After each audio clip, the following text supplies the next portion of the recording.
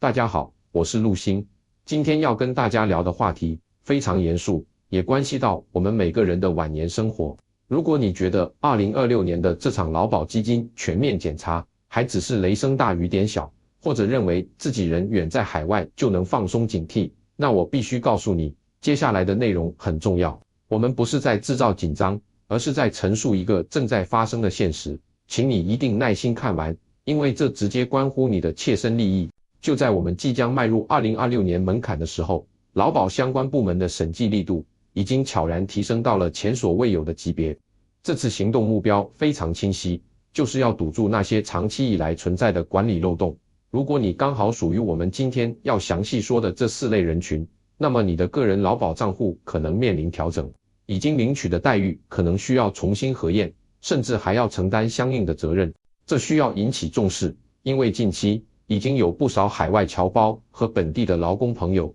陆续收到了补交材料的通知。大家辛苦一辈子，图的就是老了能有一份稳定的退休收入。如果因为对政策不了解，或者一时的疏忽，导致生活受到影响，那真是得不偿失。在我们深入剖析这4类需要特别注意的人群之前，陆星想先请大家帮个小忙。如果你觉得颐养晚年频道的内容对你有帮助，请先点个赞，并把它分享给你身边的朋友、家人，特别是那些长期在海外生活或者工作性质比较特殊的朋友，你的每一次转发都可能是在帮他们避免不必要的麻烦。好，我们进入正题。那么，为什么偏偏是这个时候要进行如此细致的核查呢？我们都知道，社保基金的平稳运行一直备受关注，社会老龄化速度加快，领取养老金的人逐年增多，而缴纳保费的劳动力数量变化，让基金压力不小。因此，管理方面必须确保制度的公平和可持续。过去那种管理相对宽松、信息互通不畅的情况，已经发生了改变。现在的科技手段和数据比对能力得到了很大提升，任何不符合规定的操作都很难被忽略。第一类，也是当前核查力度较大，需要特别注意的人群，就是那些长期居住在海外，却依然通过特定渠道进行投保的朋友。很多人可能在其他国家生活了很长时间，心里想着，我人虽然在外，但每个月保费都准时交着，等到法定年龄回来申请相关待遇，这笔钱自然就该是我的。这种想法放在以前或许还有空间，但在当前的管理标准下，这需要谨慎评估。我们要理解社保的本质，它是一种社会保险，其核心前提是你必须有实际的从业行为，并且这个劳动行为主要发生在参保地。如果你人长期不在当地，那么你的所谓投保就可能缺乏真实从业的基础，容易被界定为不合规。现在相关系统的数据已经与出入境、税务等部门的信息进行连通，只要你每年在本地居住的时间不满足要求，或者查不到你在本地的相关纳税记录，系统就可能将你标记为需要复核的对象。等到你真的去申请待遇时，被要求提供工作证明、薪资流水等材料的时候，你人远在海外，如何拿得出这些材料？一旦被认定为不符合规定，你的相关资格可能会被重新审核，之前缴纳的所有保费可能需要根据规定处理。更需要注意的是，如果你已经开始领取待遇，所有已领取的金额都可能需要重新核定，这个影响可能是很大的。这也就自然衔接到了我们要说的第2类人，通过不符合规定的方式，挂名在亲友的公司或者机构，刻意抬高自己投保薪资等级的朋友。不少人为了在退休前几年将自己的月投保薪资调整到较高档位，从而在计算相关待遇时拿到更高的额度，会选择找一家熟人的公司，名义上挂个职位，每个月自己出钱把相关费用都缴上去，但实际上并不在那家公司真实工作。这种做法过去流传很广，甚至被一些人视为规划的一部分。但请大家清醒一点，在当前这场全面核查中，这种行为是需要重新审视的。审查人员会核对相关公司的员工名册、薪资发放记录、财务报表等。如果发现某位投保人在临近退休时，投保薪资出现异常大幅跃升，但其职位和工作内容完全无法与之匹配，调查程序就可能启动。这类核查不仅是针对个人，连带帮忙挂名的公司或机构也要面临管理上的责任。很多人误以为大不了就是纠正，但在现行的管理规定下，这可能涉及更复杂的后续处理。对于很多在海外生活，偶尔回来的朋友来说，如果因此留下记录，可能会对你未来的事务办理产生影响。为了多领一点待遇而冒这样的风险，实在是非常不划算的。所以，如果你目前正以类似方式操作，务必尽快重新评估其合规性，不要等到通知上门才处理。第三类会被重点关注，且账户可能被暂停的情况，是投保人已经发生特定状况，但其家属未及时通报，继续领取相关待遇。这在我们老龄化社区里是一个需要妥善处理的话题，但在信息互联的时代，这种滞后通报变得越来越容易被发现。相关系统现在与户籍、医疗等系统的数据是定期比对的。如果系统发现某位领取待遇的投保人长期无相关活跃记录，但其账户仍在定期收款，管理人员就会介入。特别是对于在海外发生状况的投保人，家属若未及时向相关机构通报，而是继续领取每月待遇，这就不仅仅是款项核对的问题了，很可能需要承担相应责任。根据规定，一旦系统发现此类异常，在情况核实清楚前，账户可能会被暂停，直到投保人本人或家属能提供经确认的相关证明。说到这，可能有些朋友会觉得不解，我明明交了那么多年的保费，怎么到领钱的时候就这么复杂，要求这么多？这种心情完全可以理解，但我们也换个角度想，如果人人都不遵守制度，那最终损害的是所有按规定缴费、辛勤工作的朋友的共同利益，整个基金池的平稳运行也会受到影响。所以我们了解这些规则，不是为了去挑战它，而是为了保护好自己，避开那些明明可以避免的问题。如果你觉得陆星的分析有道理，也请分享出去，让更多朋友了解起来。我们的目标是让每一位遵守规定的朋友都能顺顺利利、安安心心地领到自己的待遇。接下来我们看第四类人，这类人往往最容易忽视，处境也最让人需要关心，那就是因为债务问题，导致相关待遇发放账户被司法程序影响的朋友。虽然法律有原则性规定，相关待遇有专用性质，但现实中，很多人的养老金是直接发放到普通的银行储蓄账户里的。一旦你与他人有债务纠纷，或者拖欠了款项，债权人是可以依法申请司法程序，对你银行账户内的资金进行处理的。到那时，你的相关待遇到账，就可能被自动划走。对你而言，这跟账户无法正常使用没什么两样，因为你根本用不到这笔钱。其实，为了应对这种情况，是有专门的保障措施的，那就是开设用于接收相关待遇的专门账户。这个专门账户里的资金，依法享有特定保护，债权人不能随意处理。但问题在于，很多人要么不知道有这个专门账户，要么觉得开户手续麻烦，就一直沿用自己旧的普通银行账户接收待遇。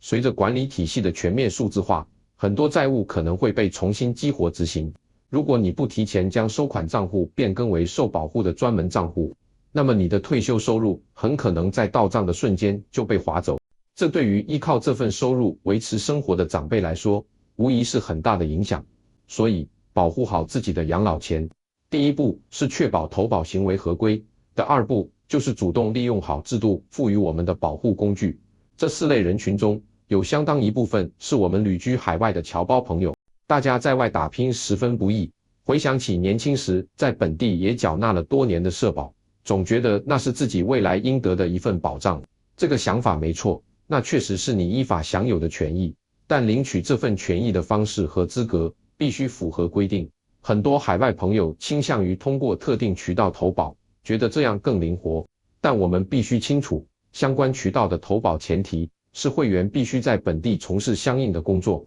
如果你长期居住在其他地方，你如何向管理部门证明你在本地有持续性的相关从业行为呢？在审查时，管理部门不需要去证明你没在做，他们只需要要求你提供证据证明你在做。如果你无法拿出在本地采购、销售、服务客户等相关的证明单据，他们就可以直接判定你的投保资格需要复核。这时候，可能有人会想，既然这么复杂，那我干脆做其他选择，把以前交的钱一次性领回来行不行？这又涉及到另一个选择了。相关待遇可以选择一次性领取，也可以选择按月领取。在当前的管理背景下，如果你选择一次性领取，核查可能会相对简化一些，因为这是一次性结清。但如果你选择按月领取待遇，因为这涉及到基金未来长期持续的支出，核查将会比较严格。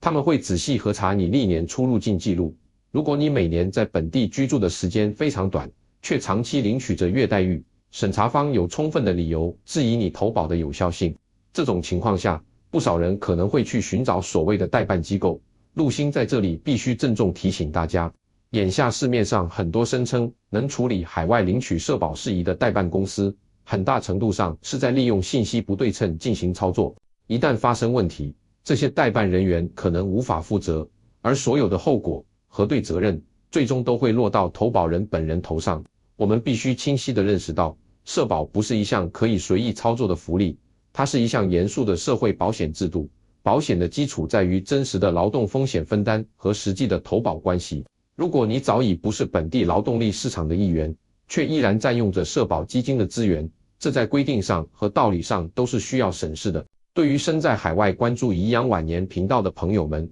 陆星的第一个建议是，立刻去核查一下自己目前的投保单位。如果你发现自己还挂靠在某家早已不经营的公司，或者是一个与你的职业毫无关联的机构名下，请务必尽快着手处理，进行调整。当前的核查会通过跨部门的数据网络进行比对，你的相关记录、综合所得税记录、其他年金缴纳情况，甚至部分消费记录都会被纳入分析。一旦系统发现这些数据之间出现逻辑矛盾或断点，就会自动触发提醒。这种系统化的排查根本目的是为了维护基金的整体平稳和可持续性。因为如果再不将这些不合规的投保人情况理清，社保基金确实会面临压力，到那时，即便是完全合规的投保人，也可能受到影响。所以，尽管当前的管理和核查手段看起来非常细致，甚至有些严格，但这确实是必要的管理措施。对我们个人而言，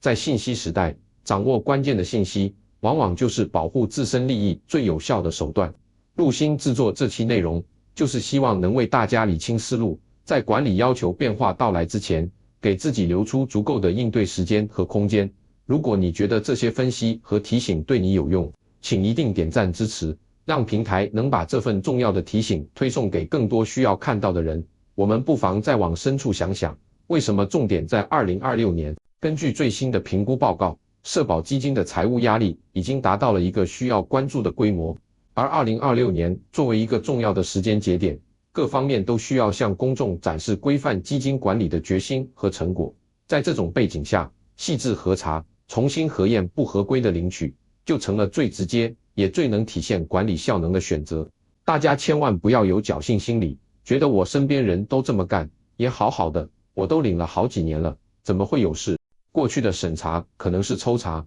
样本有限，但现在靠的是系统进行更全面的数据比对。只要你的出入境记录显示你长期不在本地，同时在本地又缺乏相应的生活、工作和纳税轨迹，那么你在系统里就是一个需要复核的点。对于在本地朋友，如果你正在用自己的公司或资源为亲戚朋友处理投保事宜，陆星也要提醒你，你所承担的可能超出你的想象。作为雇主或单位负责人，提供不符合规定的投保资料，不仅会面临管理上的处理，还可能影响企业的正常运营。如果你的亲友因此被查出问题，导致账户暂停，你作为关联方也很可能被列入了解范围。很多时候，这种出于亲情友情的帮忙，反而成了风险的源头。大家在帮忙之前，一定要先厘清规定的边界在哪里。那么，面对这场细致的核查，我们普通人到底应该怎么做呢？首先，最要紧的一步是确认你当前的劳保投保薪资是否与你真实的收入水平基本相符。如果你是通过特定渠道投保的自营作业者，务必保存好你近年来的工作痕迹，哪怕是手写的记账本、与客户的通讯记录、工作场景的照片或视频，这些在关键时刻都能成为证明你实际从业的有力证据。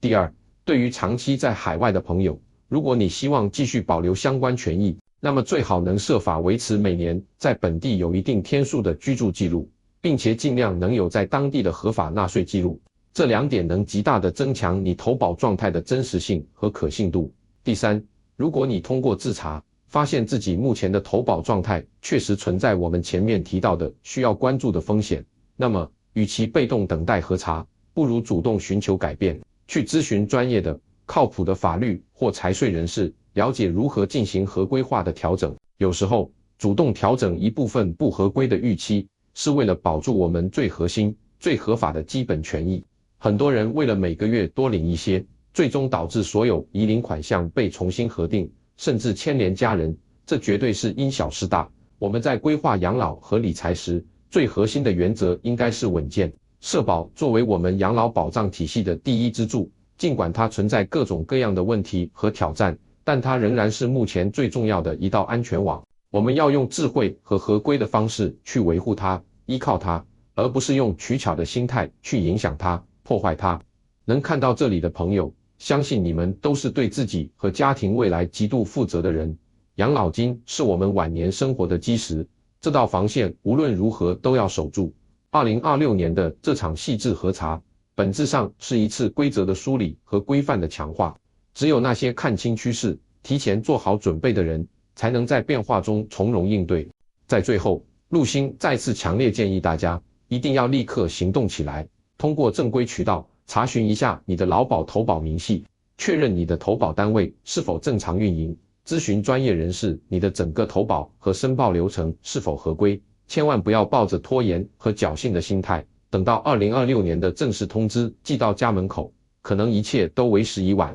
那些已经被暂停的账户，想要通过申诉等途径恢复，往往需要经历漫长而复杂的行政甚至法律程序。这种身心俱疲的折磨，我们谁都不要经历。我们要做的，就是在这个变化来临之前，把自己的准备做充分。感谢大家花这么长时间看完这期内容。我知道今天聊的话题可能有些严肃，但现实往往就是如此。与其给大家编织一个虚幻的美梦，陆星更愿意做一个清醒的提醒者，告诉大家需要注意的地方在哪里，以及如何应对。如果你认可这种直面问题、深入分析的内容风格，请一定要关注颐养晚年频道。陆星会持续为大家追踪政策动态，提供真实有用的养老规划分析。也请把这条内容转给你最关心、最在意的那个人，提醒他关注自己的劳保安全。祝愿每一位朋友都能守护好自己的财富，安享无忧的晚年。